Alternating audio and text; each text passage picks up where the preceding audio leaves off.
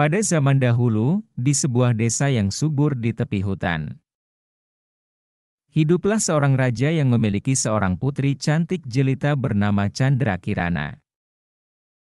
Putri ini tidak hanya cantik, tetapi juga baik hati dan penuh kasih sayang kepada rakyatnya. Namun, kebahagiaan itu terancam ketika sebuah bencana melanda kerajaan tersebut.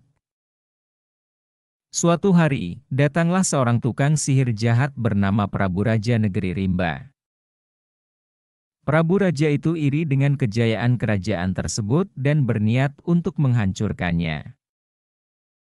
Dengan ilmu hitamnya, Prabu Raja Negeri Rimba menciptakan seekor keong emas yang indah dan ajaib. Keong emas ini memiliki kekuatan luar biasa dan dapat mengabulkan satu permintaan apapun.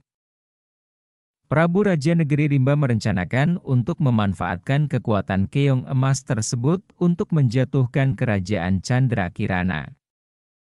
Dia menyamar menjadi seorang tua yang lemah dan datang ke istana raja, memperkenalkan dirinya sebagai seorang tukang sihir yang dapat membantu mengatasi bencana yang melanda kerajaan. Raja yang bijak curiga terhadap niat Prabu Raja Negeri Rimba. Namun Candrakirana yang polos dan baik hati terpesona oleh keindahan keong emas. Prabu Raja Negeri Rimba meminta izin untuk menyelamatkan kerajaan dengan menggunakan kekuatan keong emasnya, dan dengan rasa penasaran dan ketidaktaatan terhadap nasihat sang raja, Candrakirana memutuskan untuk menggunakan bantuan tersebut. Namun, ternyata kekuatan keong emas tidak digunakan untuk kebaikan, melainkan untuk kepentingan Prabu Raja Negeri Rimba. Kerajaan pun jatuh dalam kepungan kekuatan jahatnya, dan Candrakirana terjebak dalam pesona ilusi yang diciptakan oleh keong emas. Beruntunglah, ada seorang pemuda pemberani dan bijaksana bernama Raden Inu Kertapati yang mencintai Candrakirana. Dia menyusuri hutan-hutan dan melewati berbagai rintangan untuk mencapai istana Prabu Raja Negeri Rimba.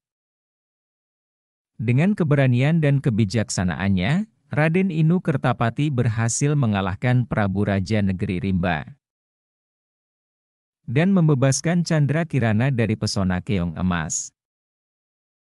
Setelah itu, keong emas kembali menjadi sebatang kayu dan kehidupan di kerajaan pun pulih kembali.